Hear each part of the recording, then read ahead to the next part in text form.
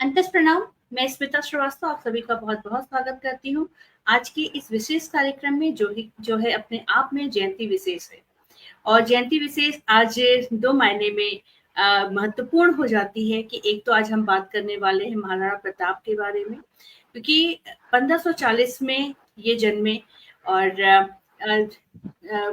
तिथि के अनुसार आज उनका जन्मदिन मनाया जाता है और ठीक 400 साल के बाद एक और व्यक्तित्व का जन्म होता है आज ही के दिन, और जिनके माध्यम से हमें इन सारे विषयों पे विशेष जानकारी मिलती, हमारे ज्ञान में निरंतर वर्धन हो रहा है, हमारा ज्ञान निरंतर बढ़ते जा रहा है। और वो और कोई नहीं है, हमारे परम आदरणीय गुरु जी हैं और आज उनका भी जन्मदिन है और जयंती विशेष इस कार्यक्रम में आज हम लोग 2 जयंती मनाने वाले हैं। तो चलिए बहुत ही आदर के साथ और जन्मदिन की ढेरों शुभकामनाओं के साथ मैं बहुत हृदय से आप सभी की तरफ से उनका स्वागत करती हूँ गुरु जी का।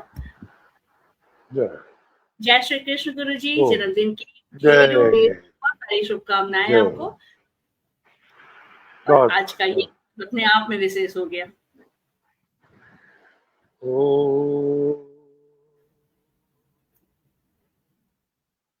अग्ने पते व्रतम तच्छितेयं तन्मे राधता इदं ॐ पते व्रतं सर्षां तच्छितेयं तन्मे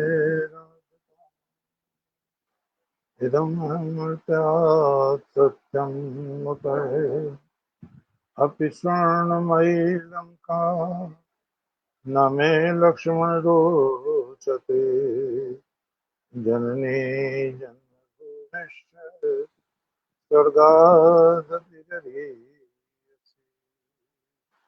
ॐ शान्ति शान्ति शान्ति। इसने मेरी बहन स्मिता जी, माताओं बहनों, धर्मानुराग महानुभाव प्यारे बच्चों,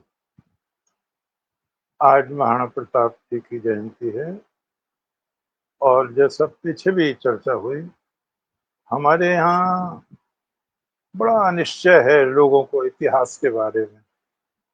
अब महाराणा प्रताप के बारे में कोई कह रहा था 9 मई 1540 को हुआ वो, फिर वो ज्येष्ठ कृष्ण तीज 1539 को हुआ। चलो जो भी है, 39, 40, 9 मई को मना लिया लोगों ने। आज कहते हैं कृष्ण तीज के हिसाब से, हिंदी के हिसाब से आज वो 29 मई पड़ता है। तो 486 वर्ष हो गया आज उनको, महाराणा प्रताप को। 14 वर्ष बाद उन्हें पूरे 500 वर्ष हो जाएंगे। 39 लगाएंगे हम तो, ज्यादातर 1539 बताया जाता है 1540 के बजाय। अकबर का 1542 है। ये प्रश्न उठता है, सबके मन में उठता है, जो भी विचारशील लोग हैं, कि जो देश इतना वीर है, बहादुर है, सुसंस्कृत है, जहाँ वेद हैं, उपनिषद हैं, रामायण के पात्र हैं, महाभारत के कालजयी पात्र हैं, वो देश कैसे इतना कमजोर हो गया कि उसमें जो भी आया वो विजय प्राप्त करता चला गया, देश गुलाम बन गया। और 24 जून 1206 से देश लिखित रूप से गुलाम हो गया। और जैसा हम जानते हैं 1947 में स्वतंत्र हुआ। वो इतने लंबे संघर्ष के बाद विद्वानों ने इस पर बहुत विचार किया है कि जहां राम जैसे, श्री कृष्ण जैसे, जहां भीष्म पितामह जैसे, अभिमन्यु जैसे, वीर अर्जुन जैसे लोग थे, वो क्या कमी आ गई जो वो इतने कमजोर हो गए। एक 18 साल का लड़का हरा गया कि मोहम्मद बिन कासिम, उसने इतना अत्याचार किया 18 साल से कम उम्र के सारे लोगों को कत्ल करा दिया उसने सिंध में 712 में। कितनी बदतमीजी की, कितने अत्याचार हुए, कितने बलात्कार हुए। दिल दुखता है जब उन चीजों को पढ़ते हैं, और ताज्जुब ये होता है कि वो लोग कैसे थे। अब महमूद गजनवी है जैसे फॉर एग्जाम्पल, 1000 से 1027 तक 17 हमले किए उसने, और लूट के भाग जाता था वो, मारा ही नहीं गया कभी। तो इसका अर्थ ये हुआ, राजा तो थे देश में, बहादुर तो थे, लेकिन राष्ट्रीयता नहीं थी, अपने राज्य के प्रति ही भक्ति थी बस। और वो आपस में लड़ा करते थे। आप आल्हा उठा के देखो, सारा ये बवाल आपस में ही, लड़की उसकी, ब्याह हम करेंगे। बताओ ये कोई बात है? किसी के बुझाने और किसी लड़की है। ये सारी लड़ाइयां बेवकूफी की बातों पर हुई, और इससे देश कमजोर हो जाता है ऐसी बातों से। तो इसमें लोगों ने बहुत गंभीर अध्ययन किया है। एक बहुत बड़े इतिहासकार हुए हैं यदुनाथ सरकार, शुद्ध तो उनका जदुनाथ लिखते हैं वो। और फिर डॉक्टर आशीर्वादी लाल श्रीवास्तव, बहुत काम किया है इन लोगों ने। और विदेशी इतिहासकार भी हैं, स्टीली लेनपूल वगैरह, बहुत अच्छे अच्छे लोग हैं, स्मिथ वगैरह हैं। उन्होंने भी इस पर विचार किया है कि कहाँ गलती हुई है, भारत का पौरुष कहाँ हारा है। तो एक तो स्वामी विवेकानंद ने भी अपने भाषण में कहा है, एक तो हमसे बड़ी भूल ये हुई, हमने मिलेच्छ शब्द का आविष्कार करा। भारत से बाहर के लोगों को मिलेच्छ समझा हमने, ऐसा नहीं होना चाहिए था। और स्वामी जी ने कहा इसी के तहत विदेश जाना पाप किया, समुद्र यात्रा ही पाप घोषित कर दी। वहां इतने बड़े बड़े आविष्कार हो रहे थे, हमें कुछ पता ही नहीं था, समुद्र पार जा ही नहीं सकते थे। तो ये जो आविष्कार हो रहे थे उसका हमें पता ही नहीं था। इसमें रेगिस्तान में 7 दिन में, वहाँ घोड़ों की ट्रेनिंग हो रही थी, 7 दिन में 650 मील तो घोड़े रेत में दौड़ाए जा रहे थे। कितनी बड़ी प्रैक्टिस थी। फिर तोपखाने का आविष्कार हो गया था, बंदूक का आविष्कार हो गया था। यहाँ महाराणा सांगा की पराजय का कारण ये हुआ, एक भी तोप नहीं थी, एक भी बंदूक नहीं थी, और बाबर के पास 700 तोपें थी। और तोपों ने जब आग उगली तो 25-25, 30-30 राजपूतों की हड्डी पसली सब बिखर गई होंगी, हम कल्पना कर सकते हैं। तो हमने विदेशों से कोई सबक नहीं लिया, अपना संबंध भी तोड़ लिया। वहाँ क्या उन्नति हो रही है, वहाँ किले तोड़ने की मशीनें बन गई थी, हमारे पास किले तोड़ने की मशीनें ही नहीं थी। एक बहुत बड़ा अपराध ये हुआ, हमारे लोग जब ये आक्रामक लोग घेरा डाल देते थे किले का, तो हम किले में बंद हो जाते थे, और एक दिन राशन खत्म हो ही जाएगा। जब भूखे प्यासे मरते थे तो किला खोलते थे, तो भूखा आदमी कितना लड़ेगा। फिर जो पानी का स्रोत पहाड़ों से आता था, वो लोग नैतिक नहीं थे, बर्बर थे जो लोग बाहर से आए। कई बार वो पानी में जहर मिला दिया करते थे। उनके यहाँ धोखा देना भी पाप नहीं था, हमारे यहाँ धोखा देना पाप था युद्ध में।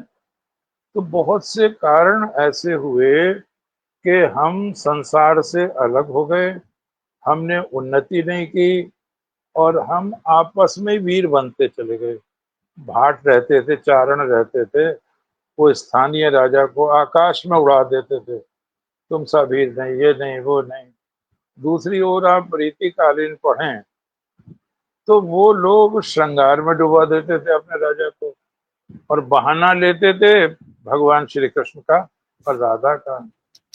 बहुत स्पष्ट कहते थे ये लोग तो अपना पाप स्वीकार किया है नीतिकालीन लोगों ने। आगे के कवि रीझियां तो कविताई, ना तो राधा कृष्ण सुमिरन को बहाना है, राधा कृष्ण के स्मरण से तमाम अश्लील साहित्य की रचना की, राजाओं को खुश करने के लिए सुरा सुंदरी में डूब गए। बहुत बड़े इतिहासकार हुए हैं राजस्थान के, गौरी शंकर हीराचंद ओझा। उन्होंने लिखा है, ये विदेशियों ने भी लिखा है, राजपूत एक कान से पायल की झनकार सुनता था और दूसरे कान से लोहे की टंकार सुनता था। लेन पूल ने एक बहुत अच्छी बात लिखी है, राजपूत मरना तो जानता था, जीना नहीं जानता था। महाराणा प्रताप जी ने एक बहुत बड़ा आविष्कार किया, बहुत बड़ा प्रयोग किया। उनसे पहले जब राजपूत लोग हार रहे होते थे तो स्त्रियां जौहर करके मर जाती थी, जल के, सामूहिक। और फिर पुरुष गेरुआ वस्त्र पहन के, उसे साका कहते हैं, ये यहाँ मर जाते थे। तो नारी शक्ति वहां समाप्त हो जाती थी, पुरुष शक्ति यहाँ। महाराणा प्रताप ने इस बात को रोका है कि कितनी ही विपन्न परिस्थिति आ जाए, स्त्रियां को जौहर नहीं करने देंगे, इससे राष्ट्र कमजोर होता है, साका की नौबत नहीं आएगी, लड़ेंगे, अंदर बैठेंगे नहीं। इसे गुरिल्ला भी कहते हैं, जब कमजोर देखो तो भागो, आक्रमण करो और छिप जाओ, गुरिल्ला पद्धति कहते हैं। शिवाजी ने इसको बहुत अपनाया है। तो महाराणा प्रताप का एक ये भी देन है कि उन्होंने नए प्रयोग किए, भागना नहीं है, छिपना नहीं है, जौहर में स्त्रियों को जलाना नहीं है, साका में हमें मरना नहीं है। जब तक हो लड़ो, और कमजोर हो तो अदृश्य हो जाओ, शक्ति अर्जित करो। कुछ चीजें जब हम देखते हैं बहुत प्रसिद्ध हो जाते हैं महापुरुष, तो उनके चारों ओर कुछ ऐसी मिथ्या कल्पनाएं खड़ी हो जाती हैं, लोग उसे इतिहास मानने लगते हैं। जैसे मैंने पहले निवेदन किया था, मैं देख रहा था मोबाइल पे, किसी ने लिखा कि महाराणा प्रताप का क्या संबंध था मीरा से। मैंने कहा ये बेवकूफ आदमी है, कौन है ये? वो महाराणा प्रताप जी का जो जन्म है 1539 कहो या 40 कहो, और मीरा जी का जन्म 1498 है। और जब मीरा जी का स्वर्गवास हुआ, उन्होंने कभी देखा ही नहीं था महाराणा प्रताप ने मीरा जी को। मीरा जी का जब स्वर्गवास हुआ 1548 में द्वारका में, तो उस समय 8 वर्ष के बच्चे थे ये महाराणा प्रताप। उससे बहुत पहले चले गए थे वो। इसी तरह एक बेवकूफी की और बात है, उसको ताज्जुब ये है, एनी बेसेंट ने भी लिखा है, जबकि वो बड़ी विदुषी महिला थी।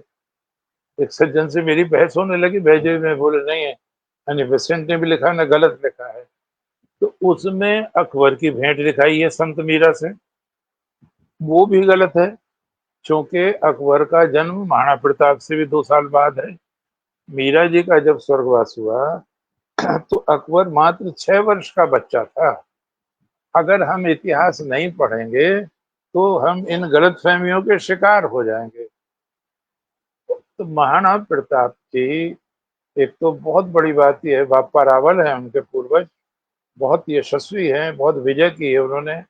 कर्नल टॉड ने बहुत उनकी प्रशंसा की है। कर्नल टॉड ने बहुत काम किया है राजस्थान के इतिहास पे। उनके पीलिया हो गया था, जौ के चुपकी रहती थी, तब भी वो इतिहास लिखाते रहते थे। बहुत बड़ा कार्य किया उन्होंने। और महाराणा प्रताप के तो वो बहुत अधिक प्रशंसक रहे हैं। ये एक चीज हम ये देखते हैं, जो महाराणा प्रताप जी हैं, इनके पूर्वज भी बहादुर हैं। जैसे महाराणा सांगा, बड़ा नाम है, 80 घाव थे और एक एक अंग ही गायब हो गया था लड़ते लड़ते। बहुत बहादुर व्यक्ति थे। उनके बेटे उदय सिंह हैं, वो थोड़ा सा, उन्हें लोग कायर कहते हैं, वो खुल के नहीं लड़े अकबर से, भाग गए, उदयपुर बसाया, आदि आदि। लेकिन समर्पण उन्होंने भी नहीं किया अकबर के आगे। उससे भी पहले और भी बहादुर लोग हैं। तो इस चित्तौड़ घराने की, सिसोदिया राजघराने की विशेष बात यही है, इन्होंने कभी भी समझौता नहीं किया मुगलों से। और अकबर की सत्ता के विषय में लोग ये बताते हैं कि भारत में नहीं, पृथ्वी पर वो सबसे शक्तिशाली राजा था। 50,000 रुपए रोज तो मुगल दरबार की सजावट में खर्च होता था। लोगों की आंखें फैल जाती थी जब वो यहाँ की शान शौकत देखते थे। बहुत। तो मैं कभी कभी सोचता हूँ, अकबर ने एक नया प्रयोग किया, ये जानना चाहिए महाराणा प्रताप को समझने के लिए। एक नया प्रयोग किया अकबर ने। उसने ये प्रयोग किया कि जो भी आया है यहाँ बाहर से, उसका विरोध राजपूतों ने किया है। क्या राजपूतों को मित्र बनाया जा सकता है? क्या राजपूतों को अपनी ओर मोड़ा जा सकता है? ये बहुत बड़ा प्रयोग है, हमें इससे सबक लेना चाहिए। और उसने ऐसा किया। जिस समय 1533 में बहादुर शाह गुजरात के शासक ने आक्रमण किया चित्तौड़ पर, रानी करमवती ने उसको राखी भी भेजी थी हुमायूं को। हुमायूं ने राखी स्वीकार कर ली थी, वचन भी दे दिया था, लेकिन वो झूठा निकला। उसने धोखा दे दिया, वो गया नहीं। और क्यों नहीं गया? लोग कहते हैं कि वो, चूंकि बहादुर शाह इस्लाम का व्यक्ति था, तो इस्लाम के व्यक्ति के खिलाफ युद्ध करना उसने अधर्म अधर्म समझा, पाप समझा। ये लोगों ने गलत नाटक लिख दिया है, हरिकृष्ण प्रेमी ने लिख दिया। हमने उसको अपनी पीएचडी में काटा है, बिल्कुल गलत लिखा उसने, कि वो हुमायूं जब वहां गया तो बहादुर शाह परास्त कर चुका था, जौहर हो गया था, चिता धू धू जल रही थी, उसने आंसू निकल गए और माथे पे राख। कुछ नहीं, बेवकूफी की बात है ये। उसने धोखा दिया हुमायूं के बच्चे ने। वो वहां गया ही नहीं बिल्कुल भी। और बहादुर शाह को जब यकीन हो गया नहीं आएगा, तो बेदर्दी से कत्ल किया गया, लोगों को लूटा गया, जौहर हुआ, और महीनों चलता रहा ये काम। तो इसको इतिहासकारों ने लिखा है, ये हुमायूं की भयंकर भूल थी। उसे राजपूतों की सहानुभूति करने का स्वर्णिम अवसर प्राप्त हुआ था, जिसने खो दिया उसको। और इसका पूरा का पूरा फायदा उसके बेटे अकबर ने उठाया। अकबर ने जब ये देखा, बहुत छोटी उम्र में, 13 साल 4 महीने का गद्दी पर बैठा है अकबर, और कोई सिंहासन नहीं था। उसको ईंटों के ऊपर बैठा के उसका ताजपोशी कर दी है रहीम जो कभी है उनके बाप ने। और हुमायूं को जब सूचना मिली कि तुम्हारे बेटा हुआ है, तो वो दूर था उस समय। तो वो एक कस्तूरी काटी गई है कृपाण से, कि मेरे पास और तो कुछ नहीं है, इसे बांट लो, सरदारों से कहा। और मैं अल्लाह से दुआ करता हूँ, जिस तरह कस्तूरी की गंध महक रही है, मेरे बेटे की कीर्ति ऐसी महके। ये बात सही हो गई उसकी, काफी कीर्ति है अकबर की। तो यहाँ पर अकबर ने जो प्रयोग किया, उसने राजपूतों की ओर मित्रता का हाथ बढ़ाया। वो फतेहपुर सीकरी की यात्रा करके जा रहा था, तो आज जिसको जयपुर कहते हैं, ये बाद में बसा है, आमेर था, इसका नाम आमेर था, अंबर भी कहते हैं उसको। तो आमेर के जो राजा थे बिहारी मल, उनको भारमल भी कहते हैं। उन्होंने प्रस्ताव रखा अकबर के सामने अपनी लड़की के विवाह का। अब लोग बताते हैं उन्हें डर था, कोई आक्रमण करने वाला था उन पर, दूसरा राजपूत। तो उन्होंने अकबर की शरण ली, और ये बड़ा गलत प्रयोग हो गया। अकबर ने लौटते पे उससे शादी की है। उस समय कोई ज्यादा उम्र भी नहीं थी अकबर की, केवल 20 वर्ष का व्यक्ति था। अकबर ने इतना किया कि उन लोगों को राज में बड़े बड़े पद दिए। गलती से लोग उसको मान सिंह की बहन समझते हैं। मान सिंह की बहन नहीं है, वो बुआ है, जोधाबाई।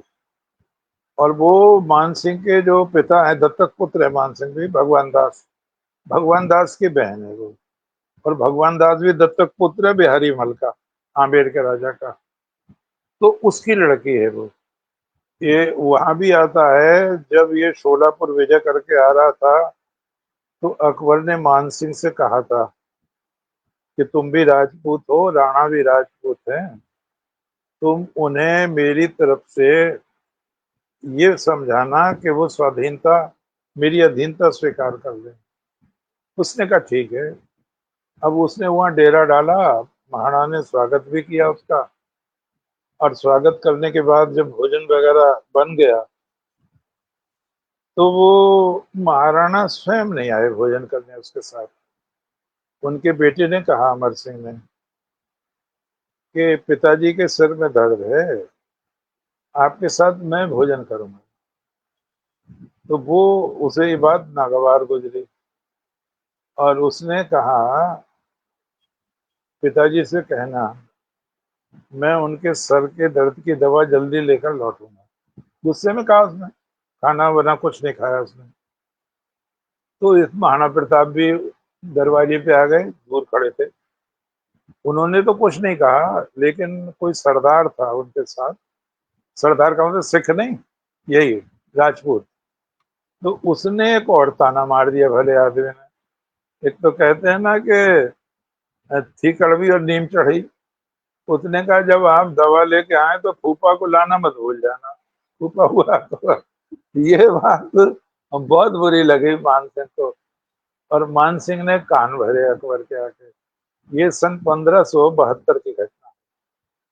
लेकिन अकबर ने जल्दबाजी नहीं की। 1573 में फिर उसने एक और व्यक्ति भेजा।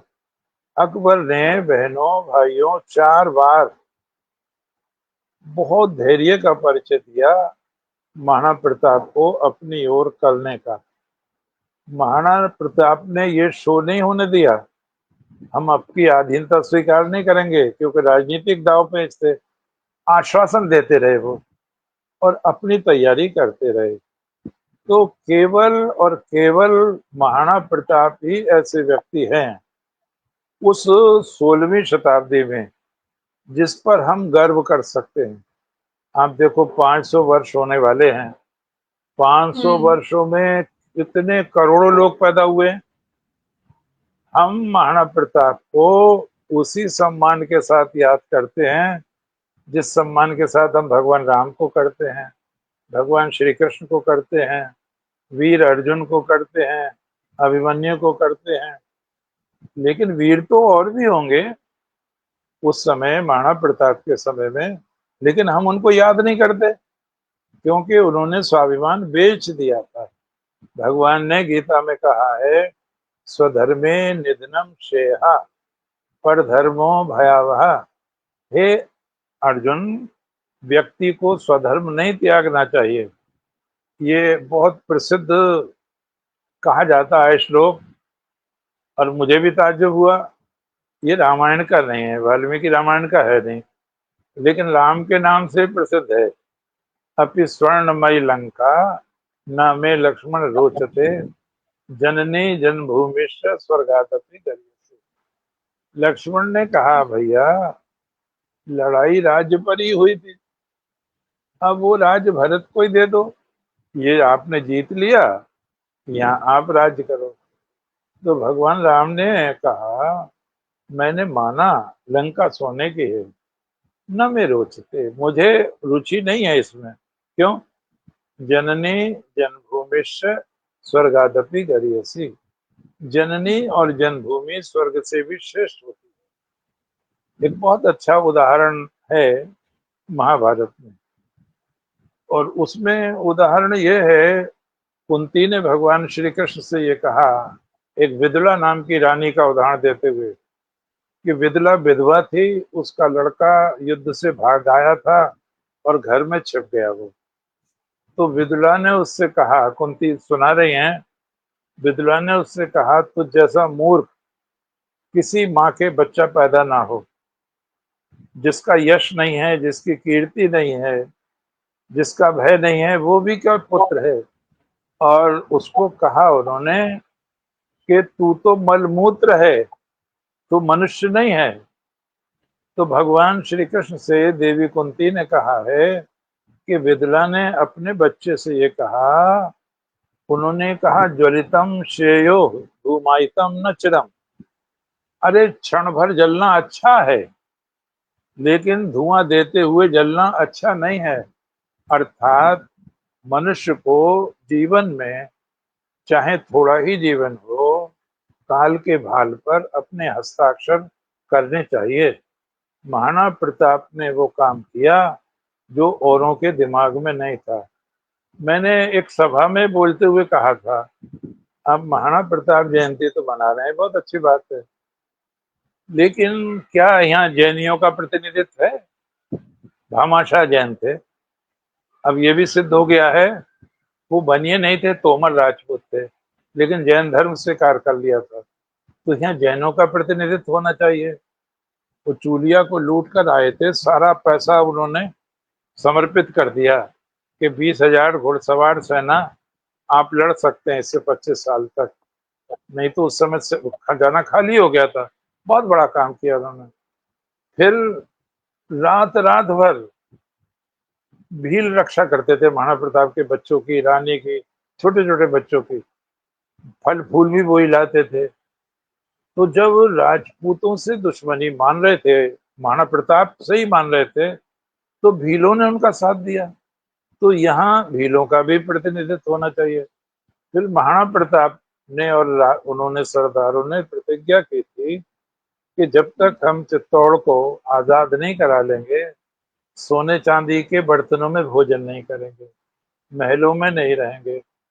और वो बागड़िया हैं, लोग लोहा कूटते हैं सड़क पर, वो उनके असली खानदानी वो बताते हैं। तो उनका भी प्रतिनिधित्व होना चाहिए।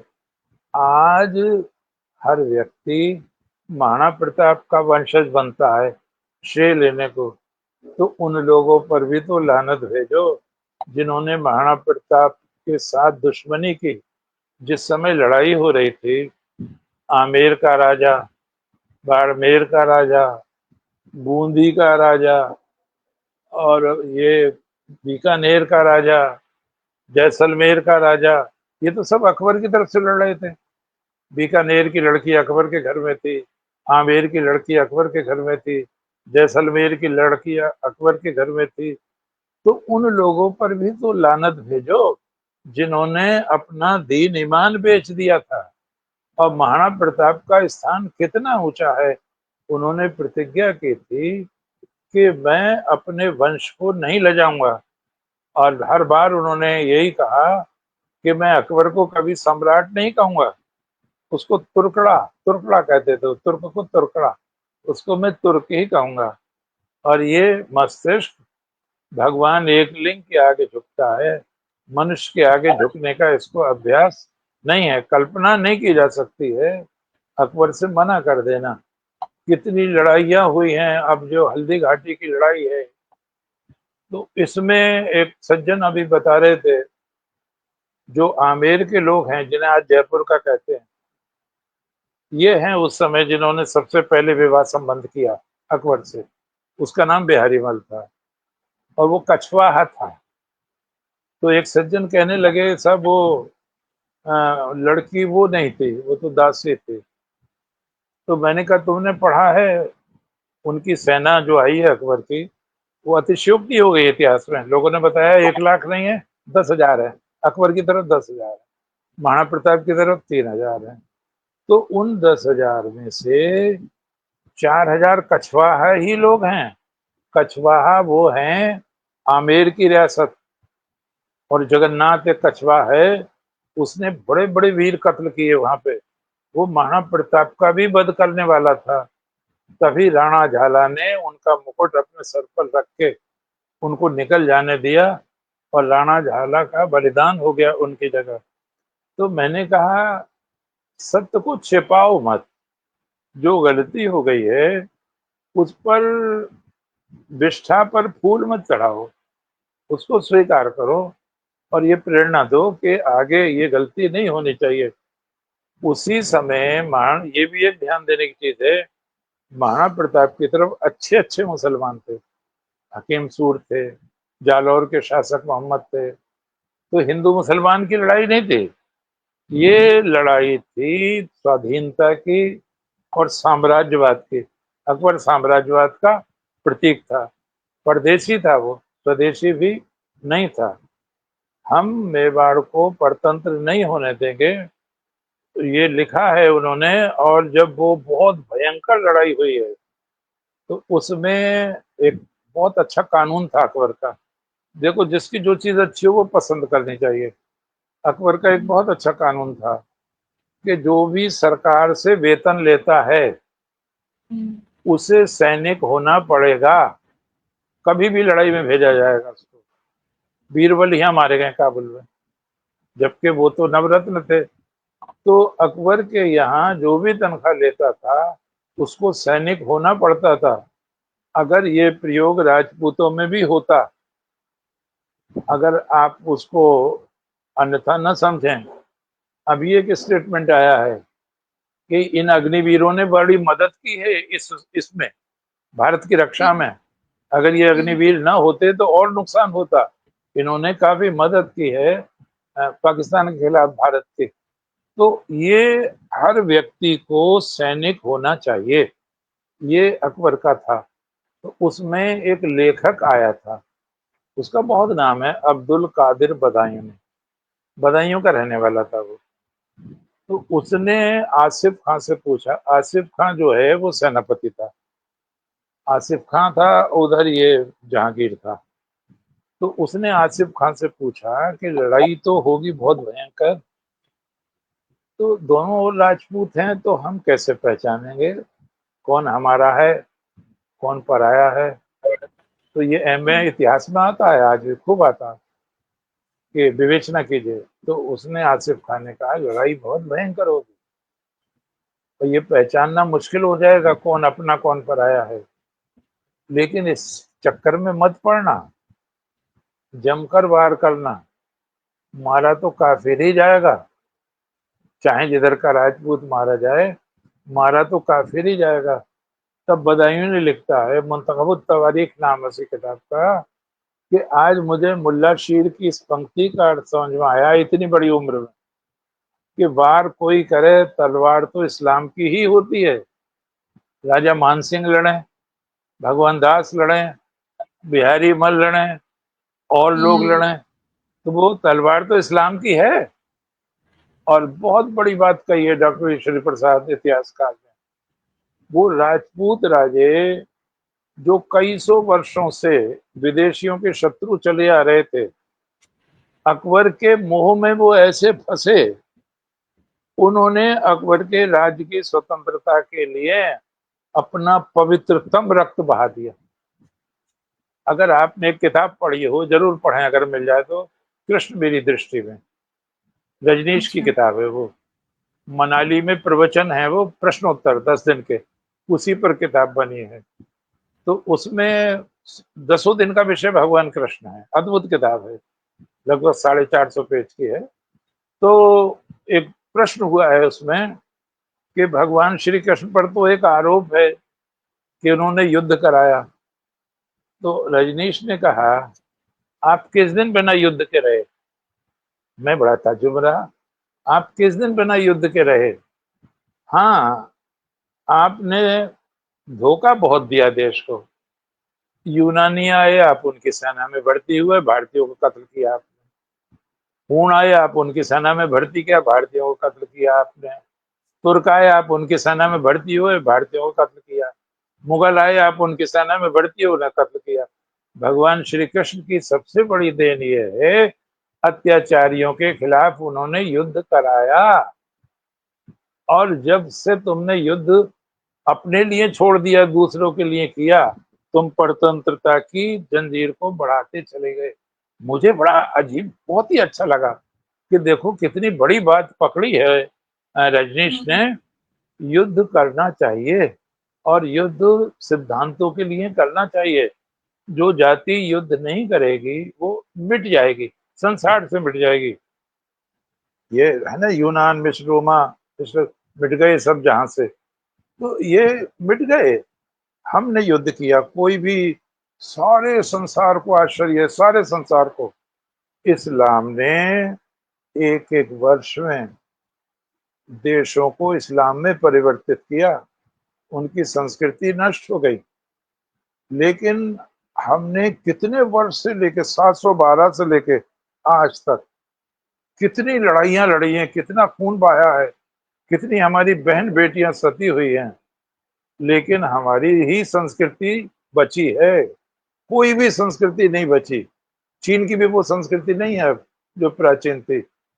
और ये लिखा है इतिहासकारों ने, मैक्स मुलर ने लिखा है, जब मैं भारत में मुगलों के अत्याचार और भयावह पढ़ता हूँ तो मैं आश्चर्य करता हूँ कि हिंदू धर्म और उसके मूल्य किस तरह जीवित रह गए। विल्डूरा ने भी लिखा है, विल्डूरा ने तो आंकड़ा भी दिया है कि प्रतिदिन कितने लोग कत्ल होते थे हिंदू, और उसने आंकड़ा करोड़ों में दिया है। इस शासन में इतने करोड़ हिंदू कत्ल हुए हैं, तो वो भी ताज्जुब करता है। और उसने लिखा है, the Mohammedan conquest of India is probably the bloodiest story in the world history. मुसलमानों की भारत विजय संसार की सबसे अधिक खून में नहाई हुई कहानी। तो लोगों को यह आश्चर्य है, किसी ने भी इतने बलिदान नहीं दिए जितने हमने दिए हैं, और हमने अपनी संस्कृति को नष्ट नहीं होने दिया है। जब मैं शंकराचार्य पर बोल रहा था तो मैंने बहुत विस्तार से बताया किस तरह अपना जान लगा दी है शंकराचार्य ने, सन्यासियों ने, बहनों ने, बेटियों ने। तो वो जब ये कहता है, चाहे जिधर के भी मारे जाएं, तुम इस बात की चिंता मत करना, तो इससे उस नियत पर शक होता है कि अगर महाराणा प्रताप भी सरेंडर कर देते, उन पर आरोप लगाते हैं इतिहासकार, जो इतिहासकार चमचे हैं, वो महाराणा प्रताप की आलोचना करते हैं कि देश का राष्ट्रीयकरण हो जाता, संगठित हो जाता, लेकिन महाराणा प्रताप ने नुकसान पहुंचाया। और आज तो अगर आपको ताज्जुब होगा, भारत वाणी पढ़ें, जो इंदिरा गांधी की खुशामद में कई खंडों में लिखा गया है, तो मैं उसको पढ़ रहा था, भारत वाणी का तीसरा खंड। उसमें ऐसे ऐसे तथ्य दिए हैं, किसी औरंगजेब को बड़ा दानी बताया है, बड़ा उदार बताया है, दूसरों को के कभी अत्याचार नहीं हुआ, प्रजा तो बहुत सुखी थी। ये कहते हैं कोड़ में खाज। अरे उन्हें जो अत्याचार हुए हैं, जो हमारे लोगों ने बलिदान दिए हैं, उन्हें तो कमतर मत करो, उन्हें कम मत आंको। तो महाराणा प्रताप की सबसे बड़ी देन ये है, ना उन्होंने सर झुकाया, ना उन्होंने जौहर होने दिया, ना उन्होंने पौरुष शक्ति का हनन होने दिया। और एकमात्र वे ही व्यक्ति हैं, उन्होंने लिखा है कर्नल टाड ने, कि महाराणा प्रताप कहते थे, मेरे महान दादा संग्राम सिंह और मेरे बीच में मेरे पिता ना आए होते तो मैं तुर्कों की सल्तनत को मिटा देता, नष्ट कर देता। उनकी बात में दम है। क्यों दम है, ये ध्यान रखें। अकबर 13 साल 4 महीने का था, बादशाह हो गया, और हारने वाला था, जीत गया। हेमू जीतने वाले थे, उनकी आंख में तीर लगा, वो नीचे गिरे, भग्गी पड़ गई पानीपत की लड़ाई में। तो ये वहां जीत गया, और फिर बल बढ़ता चला गया। महाराणा प्रताप जब गद्दी पर बैठे हैं तो बहुत देर हो गई है, 1572 में बैठे हैं। आप ये देखो, ये 1456 में बैठ गया अकबर, और वो कब बैठे हैं, 1572 में। 56, 10, 66 और 6, 72, इतने साल बाद। और 16 साल में बहुत जड़ें मजबूत कर दी अकबर ने। और महाराणा प्रताप में सबसे बड़ी विशेषता यह है, जैसे 1572 में बैठे हैं गद्दी पर, 19 जनवरी 1597 को मृत्यु हुई। पूरे के पूरे वर्ष कोई भी व्यक्ति इतने दिन तक नहीं लड़ा अकेला, यानी पूरी चौथाई शताब्दी लड़े हैं वो। उनके नाम ये रिकॉर्ड अमर हो गया है।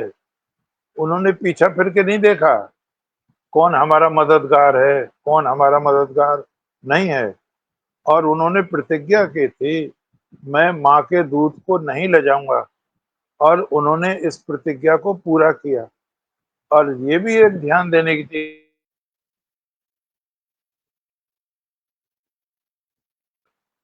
उन्होंने मुगलों से 80% किले वापस ले लिए थे, ये उनकी एक बहुत बहुत बड़ी उपलब्धि थी।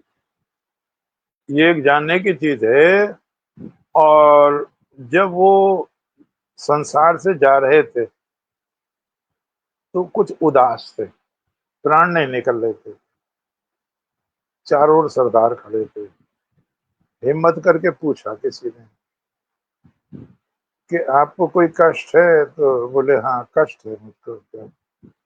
बोले मैं तो जा रहा हूँ और मैंने तो सर झुकाया नहीं कभी भी अकबर के आगे, लेकिन मुझे लगता है मेरा जो लड़का है अमर सिंह,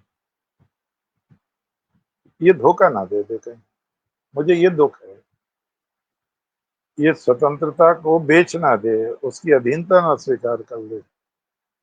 और उन्होंने एक उदाहरण दिया, कितनी बारीक निगाह से देखते होंगे महाराणा प्रताप।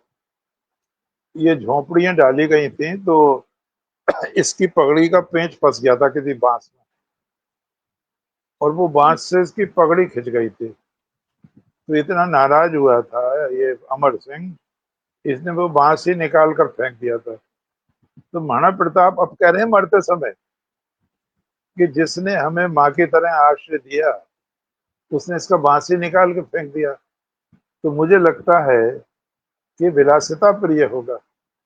बहनों और भाइयों, तब सरदारों ने सौगंध ली है कि हम अमर सिंह को नहीं ऐसा करने देंगे जब तक हम स्वतंत्र नहीं करा लेंगे। चित्तौड़ को भी ज्यादातर ले लिए थे, 3 जगह बच गई थी।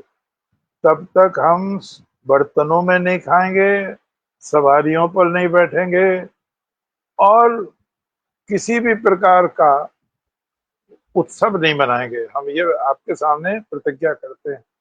तब उन्होंने नेत्र मूंदे। अब एक बात और यहाँ ध्यान देने की है, निरा दोष देने से भी फायदा नहीं है।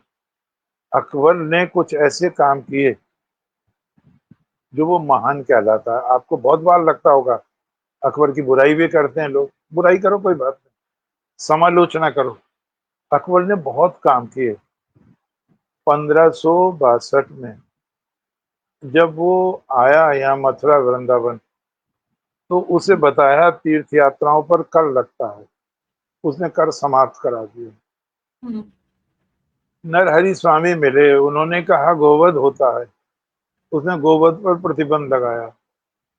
फिर एक प्रतिनिधि मंडल मिलने आया कि जजिया लिया जाता है, ये हमारे लिए अपमानजनक है, उसने जजिया कर भी समाप्त किया, गोवध समाप्त किया, जजिया पर समाप्त किया, तीर्थ यात्रा कर समाप्त किया। और दूसरी चीज, जब मुगल सेना जीत जाती थी तो पराजित हिंदुओं को मुसलमान बनना पड़ता था या उनका कत्ल होता था। अकबर ने यह भी रुकवा दिया। एक दो काम और करे उसने, आपको बड़ा आश्चर्य होगा। वो सती प्रथा भी रुकवाना चाह रहा था, लेकिन दिल्ली में तो जहां था वहां तो रोक दिया उसने, लेकिन ये संभव नहीं हो पाया उससे। लेकिन उसकी नीयत थी।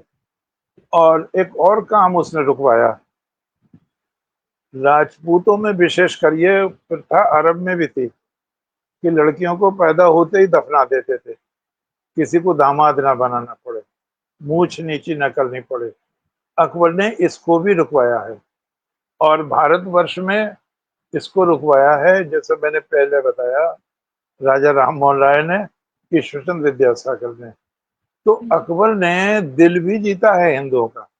और आपको ताज्जुब होगा, अथर्ववेद का अनुवाद कराया अकबर ने, और वाल्मीकि रामायण का अनुवाद कराया, महाभारत के अनुवाद में कई लाख रुपया खर्च किया। उसको कहते हैं रज्मनामा। उसमें लाखों की तो तस्वीरें हैं, और इतिहासकारों ने लिखा है उसकी एक प्रति आज भी, कई मन की है, उसकी एक प्रति आज भी जयपुर के राजघराने में रखी हुई है।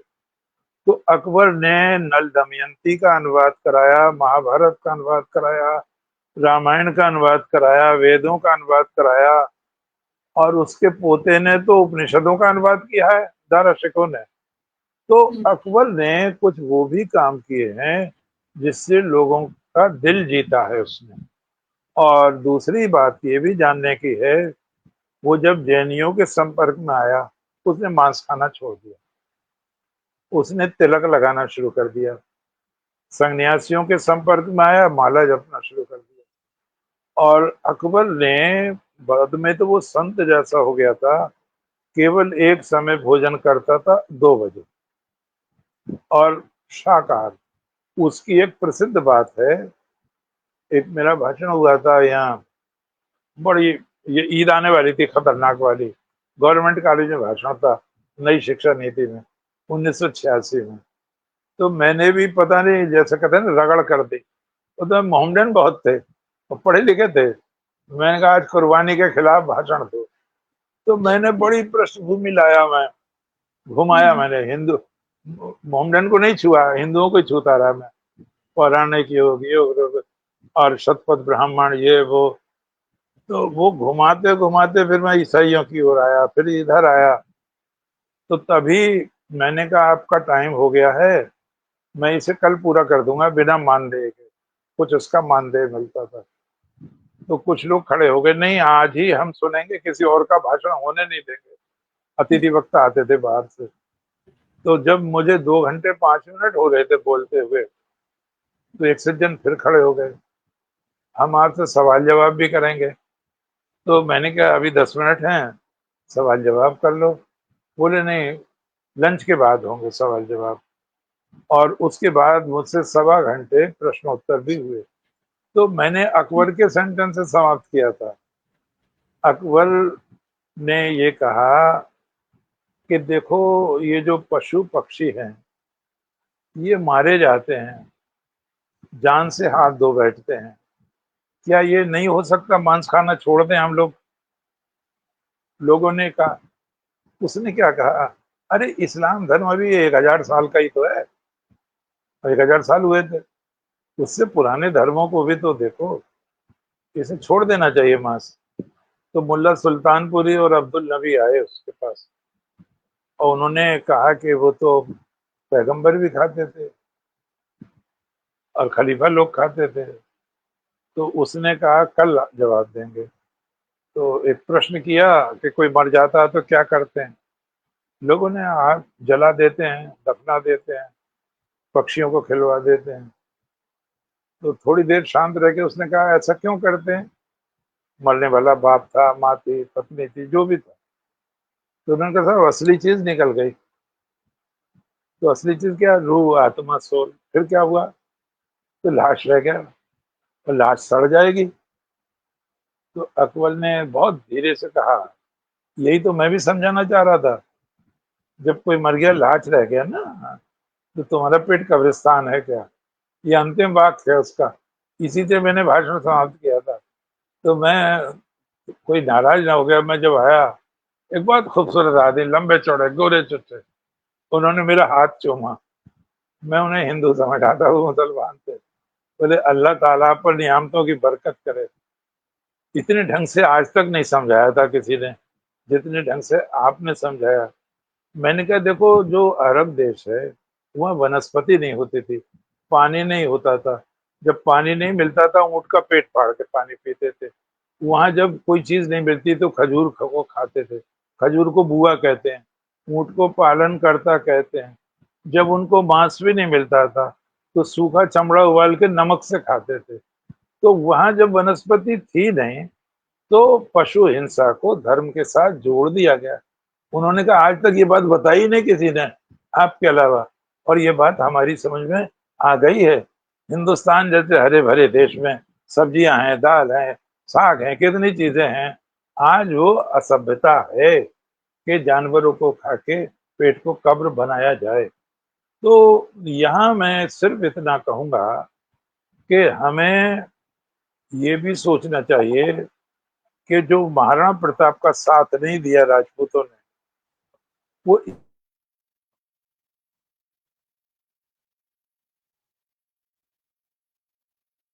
आपकी आवाज नहीं आ रही है गुरुजी। आवाज नहीं आ रही है।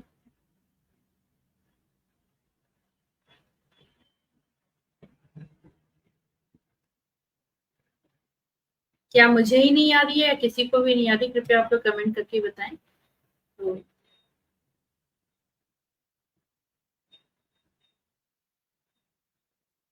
अभी तक आ रही थी, अभी अभी ऐसा कुछ हुआ।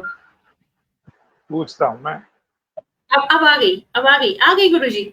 आ आ रही है? गई। अच्छा, जी, आ आ रही गई। है। तो उसमें एक लाभ ये हुआ राजपूतों को कि कोई ना कोई परदेशी आक्रमण करता रहता था और उथल पुथल मच जाती थी। अकबर का शासन तंत्र इतना मजबूत था कि भारत विदेशी आक्रमणों से बच गया, रोज रोज के आक्रमणों से बच गया और बहुत मजबूत हो गया संगठन इसका। तो वो राजपूतों ने ये सोचा कि अकबर की स्वाधीनता करके जब हम सुरक्षित हैं, कोई खतरा नहीं है, तो हमें क्या लेना। उन्होंने देश की चिंता न करके अपने आराम की चिंता की। अकबर ने वो परिस्थितियां पैदा की, शांति बहाल हुई, सांस्कृतिक समागम हुआ, एक दूसरे के समीप आए, जो शिकायतें थी लोगों की वो दूर की। कुछ लोगों को जो भाषण सुन रहे हैं वो थोड़ा सा शंका कर रहे होंगे, उनके लिए मैं देता हूँ दो उदाहरण। शिवाजी महाराज ने औरंगजेब को चिट्ठी लिखी है, उसमें अकबर की प्रशंसा की है इन्हीं बातों को लेकर। तो शिवाजी से ज्यादा तो नहीं जानते हम अकबर को। फिर गुरु अर्जुन देव को जब रेत में भुनवा रहा था औरंगजेब, उन्होंने भी प्रशंसा की है अकबर की कि मैंने तो अकबर की सदाशता के कारण जहांगीर के लड़के खुसरो की सहायता की थी।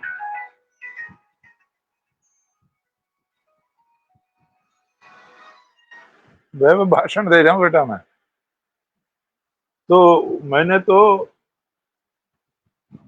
क्या कह रहा था मैं, सविता जी, वो स्मिता जी?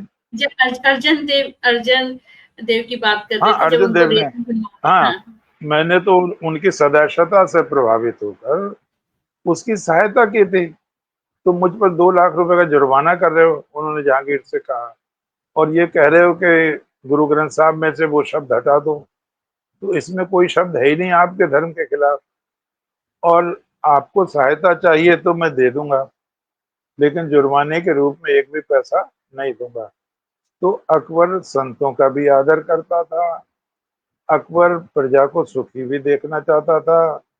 उसने जजिया टैक्स भी माफ कर दिया था, तीर्थ यात्रा कर माफ कर दिया था, गोवध पर प्रतिबंध लगा दिया था, जितना हो सकता था सती प्रथा भी रोक दी।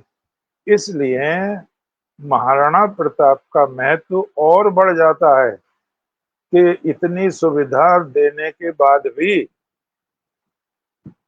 वो राजपूतों ने साथ नहीं दिया महाराणा प्रताप का, लेकिन वो अकेले ही लड़ते रहे।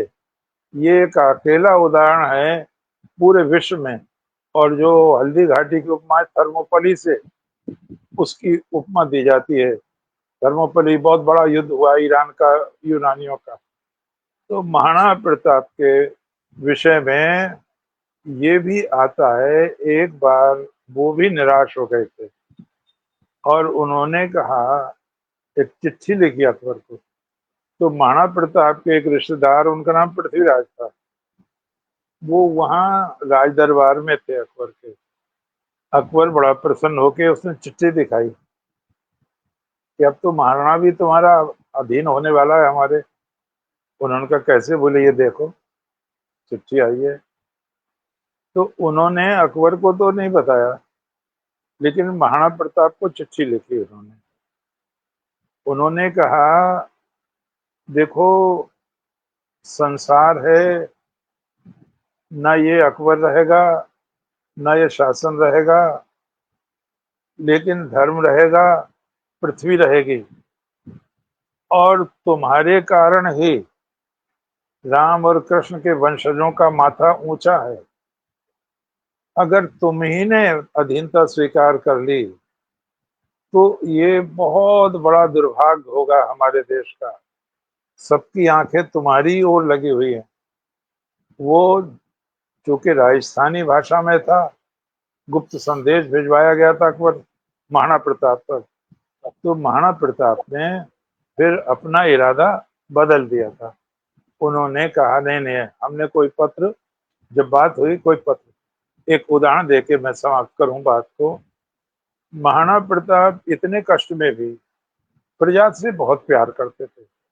जो भी उनके साथ था भीलों से प्यार करते थे, खुद उनकी खबर लिया करते थे।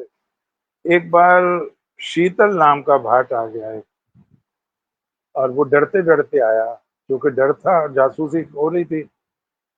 तो महाराणा प्रताप की प्रशंसा में छंद गाया उसने। महाराणा प्रताप बोले, शीतल तुम्हें क्या दूं मैं, देने को तो कुछ है नहीं मेरे पास।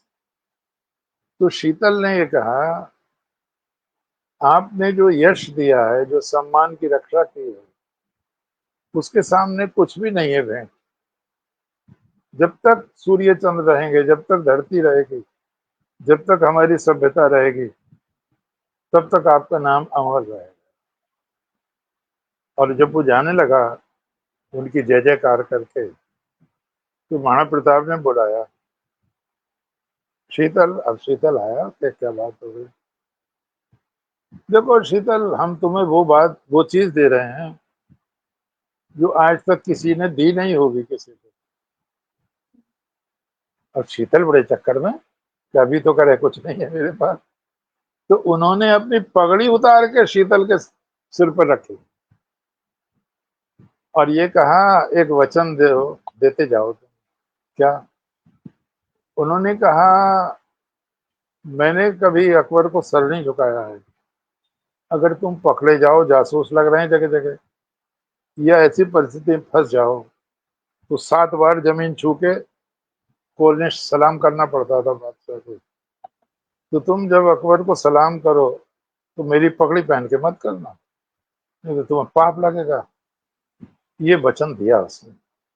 और कहते हैं एक बार ऐसा हो गया, अकबर के सामने पेशी हो गई उसकी, उसने पगड़ी उतार के ही, लोगों ने कहा, हुजूर ये क्या बेअदबी है।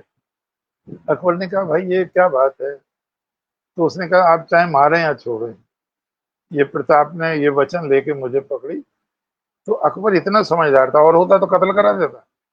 अकबर ने स्वतंत्र छोड़ दिया कि बहुत ईमानदार व्यक्ति हो तुम। तो हम महाराणा प्रताप हैं, छत्रपति शिवाजी हैं, इन्होंने किन परिस्थितियों में संस्कृति की रक्षा की है, बहन बेटियों की रक्षा की है। महाराणा प्रताप ने एक और काम किया, उनका जो वंशधर है अमर सिंह, उस पर जब आक्रमण करवाया है इसने, जहांगीर ने, तो अब्दुल रहीम खान खाना का पूरा जनन खाना कैद हो गया था। अमर सिंह ने बहुत मानवीय व्यवहार करके उनको पहुंचाया अपनी सुरक्षा में। तो रहीम खान खाना ने लिखा है कि संसार चंचल है, समृद्धि चली जाएगी, चकाचौंध चली जाएगी, लेकिन जब तक पृथ्वी है, महाराणा तेरी कीर्ति अमर रहेगी। तो महाराणा प्रताप और उनके वंशधरों का बहुत सम्मान है। आज जब हमें लोग लानत देते हैं, उदाहरण देते हैं, रोज आता है कि ये बीजेपी वालों के दामाद हैं मुसलमान, रोज आता है चिढ़ाने, कोई भले आता हो। तो ऐसे समय में कम से कम एक महापुरुष हमारे आगे ऐसा है, हम कह सकते हैं उसने सिर नहीं झुकाया, हम उसी को पूज्य मानते हैं, उसी की आराधना करते हैं, उसी की वंदना करते हैं। हम राम और कृष्ण और अपनी संस्कृति का रक्षक महाराणा और शिवाजी को ही समझते हैं। बहुत बहुत धन्यवाद। क्या बात है, बहुत बहुत धन्यवाद, बहुत बहुत शुक्रिया। और कुछ कमेंट्स हैं, मैं यहाँ पे जरूर आज के दिन रखना चाहूंगी। लोगों ने आपको जन्मदिन की भी बधाइयां दी हैं और विषय पे भी अपनी बातें रखी हैं। हमारे साथ यहाँ पे उपस्थित हैं कीर्तन त्रिपाठी जी, नमस्कार कह रहे हैं और कहते हैं आपके शब्द और वाणी में एक आकर्षण है, आपकी भाषा शैली और संबोधन का तरीका निस्संदेह अनुकरणीय है। आपके ज्ञान गंगा को नमस्कार करते हुए आपको धन्यवाद निवेदित करता हूँ, क्योंकि इतनी गूढ़ बातें इतनी सहजता से उपलब्ध कराते हैं। बहुत ही खूबसूरत शब्दों में अपने विचार रखे हैं कीर्तन जी। और बहुत बहुत धन्यवाद। आपको जन्मदिन की ढेरों शुभकामनाएं दे रही हैं शालिनी जी। और कमलेश शर्मा जी हैं जो राजस्थान से हैं, और राजस्थान की भूमि से ही आज का ये कार्यक्रम समर्पित रहा महाराणा प्रताप को। और आपको जन्मदिन की शुभकामनाएं देते हुए उनके भी कई सारे कमेंट्स हैं, और उनका कहना है कि वीर शिरोमणि मणि है महाराणा निश्चित रूप से। और कहते हैं कि डॉक्टर साहब के मुख से किया गया वर्णन उनकी शोभा को और भी सुशोभित करता है। निश्चित रूप से विषय की गहनता के साथ उसकी सरलता और सहजता को कैसे संजो करके और भाषा शैली को कैसे इतना सुंदर किया जा सकता है, ये भी सीखने योग्य होता है, मुझे हमेशा ऐसा लगता है। कमलेश शर्मा जी कहते हैं जय शिवाजी जय महाराणा। और मंजुला श्रीवास्तव जी अभी अभी जुड़ी हैं, कहती हैं आप दोनों विद्वत मनीषियों को सादर प्रणाम। विद्वत मनीषी सिर्फ एक है यहाँ पे, मैं सिर्फ एक सहयोगी के तौर पे, और अपने आप को बहुत ही ब्लेस्ड मानती हूँ कि ऐसे लोग मेरे आसपास हैं, मुझे इन लोगों का आशीर्वाद मिलता है, साथ मिलता है, बहुत बड़ी बात है। और आपको जन्मदिन की भी ढेरों शुभकामनाएं दे रहे हैं। आज के इस ऐतिहासिक संवाद के लिए बहुत अभिनंदन, ऐसा कह रहे हैं कमलेश शर्मा जी। इस तरह से लोगों के कमेंट्स रहे, लोगों का साथ रहा यहाँ पे, और एक बार फिर पूरे अंतस परिवार की तरफ से आपको जन्मदिन की ढेरों शुभकामनाएं।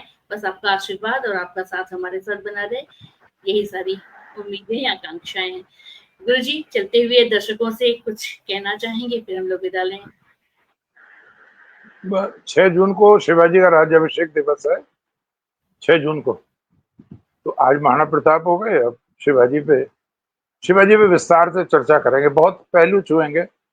महाराणा प्रताप और शिवाजी दो ऐसे ये सूर्य चंद्र हैं हमारे इतिहास के, और शिवाजी ने जो पत्र लिखे हैं उनकी जरा विस्तार से चर्चा करेंगे, जिससे आपको एक एक चीज खुलती चली जाएगी। मैं अपने श्रोताओं को, जो मेरे बहुत आदरणीय हैं, किन शब्दों में धन्यवाद दूं। उन्होंने मेरी पात्रता से अधिक मुझे महत्व दिया है, प्रशंसा दी है। आपके आशीर्वाद से ही मैं 86 वर्ष में भी 87 वर्ष में पड़ गया हूँ, स्वस्थ हूँ, और मुझे जो भी आशीर्वाद देता है वो ये जरूर कहता है आप 100 वर्ष तक जिए तो शायद उन्हीं की वजह से मैं आगे बढ़ रहा हूँ। मैं सभी को धन्यवाद देता हूँ बहुत बहुत, और परमात्मा से ये चाहता हूँ कि मैं अच्छी बातें ही करता रहूं, आपकी भी सुनता रहूं, अपनी भी सुनाता रहूं, और स्मिता जी का स्नेह और आप सबका आशीर्वाद इसी प्रकार बना रहे। बहुत बहुत धन्यवाद, सभी को धन्यवाद। ठीक है बहना, सभी को बहुत धन्यवाद जी गुरु जी, और आपको भी बहुत बहुत धन्यवाद। फिर मिलते हैं 6 जून को, और 6 जून को जैसा कि आप सभी ने यहाँ पे कमेंट किया है, जय शिवाजी जय महाराणा। आज महाराणा प्रताप के विषय में हम लोगों ने चर्चा की, यहाँ पे बातचीत की, और बहुत सारी ऐसी बातें जो मुझे लगता है ना कि सैकड़ों किताबों को पढ़ने के बाद जो निचोड़ हो सकता है, वो इस कार्यक्रम में यहाँ पे आप लोगों को सुनने को जानने को मिलता है। और इसी तरह से 6 जून को आप लोग अवश्य यहाँ पे जुड़िए। फिर मिलते हैं, तब तक के लिए सभी को नमस्कार, जय हिंद, जय भारत। शुक्रवार पड़ेगा 6 जून का जी ठीक। बहुत जब स्मिता जी जब हो जाए तो बता दियो है फोन से, जब भाषण भेजो। अच्छा।